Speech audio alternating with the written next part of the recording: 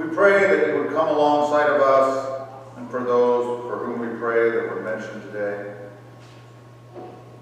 That you would show us Jesus, the light of the world, the one who came and who still comes to rid us of sin, to give us life and health and peace.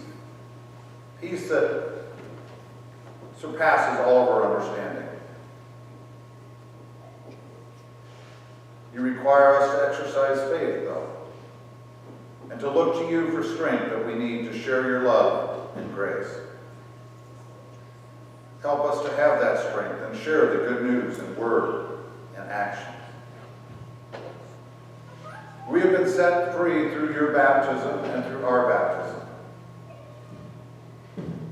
And your adoption of us into your family, we give you thanks. Enable us to use our freedom and as part of your family to share in bringing the kingdom. Lord, you are our light and our salvation. Hear our prayers, Lord, those we speak and those sometimes we make unspoken. And we ask you answer them for Jesus' sake. Hear us now as we pray as you taught us. Our Father, who art in heaven, hallowed be thy name. Thy kingdom come, thy will be done, on earth as it is in heaven. Give us this day our daily bread, and forgive us our debts, as we forgive our debtors. Lead us not into temptation, but deliver us from evil. For thine is the kingdom, and the power, and the glory forever. Amen. Please stand once again, either in body or in spirit, and join in our closing hymn, number 420, God of Grace and God of Glory.